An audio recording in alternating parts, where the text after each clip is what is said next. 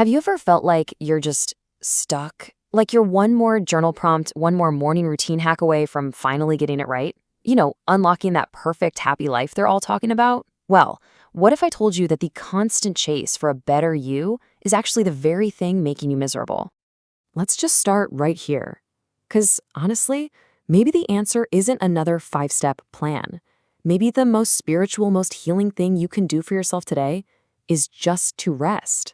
This quote, it really just sets the stage perfectly for what we're about to dive into. That deep, soul-level exhaustion that comes from trying so damn hard to be better that you completely forget how to just be.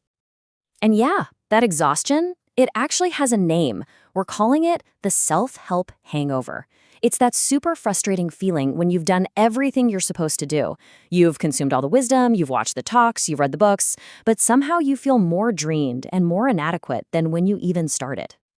See, the problem isn't a lack of information. Your brain is full to the brim. No, it's the sheer weight of all that advice that creates this brand new kind of pressure, a new impossible standard that you feel like you're failing to meet every single day. You're intellectually stuffed, but you're emotionally running on fumes. I mean, we've all seen it, right? The self-help world sells us this picture-perfect morning, this ideal version of a human. We get all pumped up thinking, okay, tomorrow it all changes. And then reality hits. And that huge gap between the ideal you and the very real you, it doesn't feel motivating at all. It just feels like failure. And this leads to this really weird, uncomfortable middle ground. You become spiritually constipated. You know too much now. You can't go back to just being blissfully unaware of all your patterns and your trauma. But all this new knowledge, it hasn't actually set you free, has it? You're just stuck. Armed with 100 different tools, but still ending up on the couch, rewatching the same comfort show for the 10th time.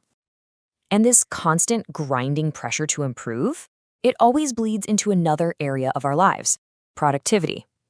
Somewhere along the way, we started treating our lives not as something to be lived and experienced, but as these giant projects to be managed and optimized and perfected. Which, raises a pretty critical question. Are you a person anymore, or have you just become a project? This really cuts right through all the noise. You can have the most beautiful, color-coded planner in the world. Your digital life can be a masterpiece of organization. But guess what? None of it guarantees inner peace.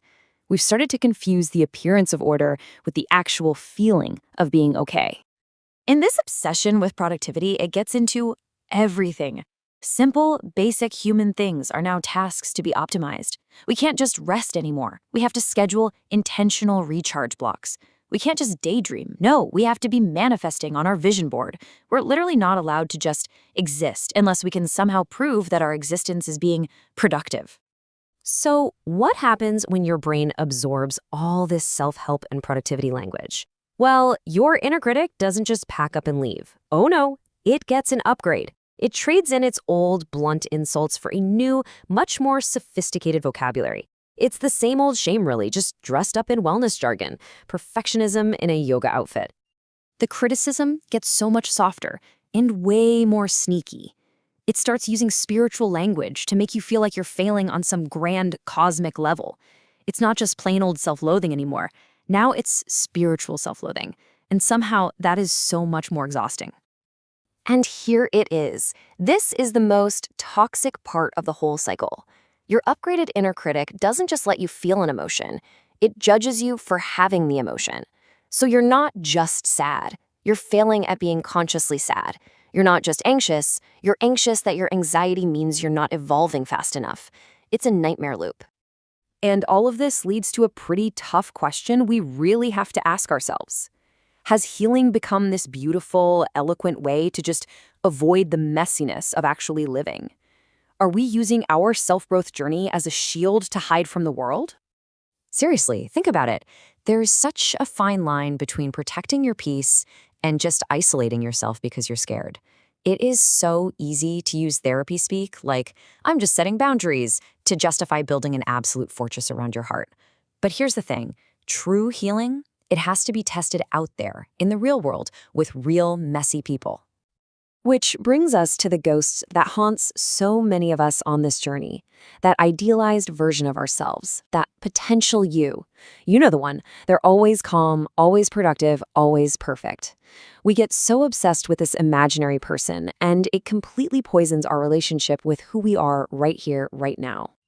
When you're constantly, obsessively focused on who you could be tomorrow, you completely abandon the person you are today. You start treating your present self like this temporary inconvenience, this flawed, rough draft that just needs to be endured until the real you, the perfect you, finally decides to show up.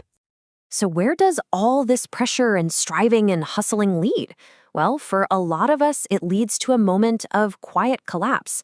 Not some big dramatic breakdown, but a silent, numb realization that all the tools, all the books, all the striving, it isn't working. It's that moment when you're not even in pain anymore, because pain would mean you're still feeling something.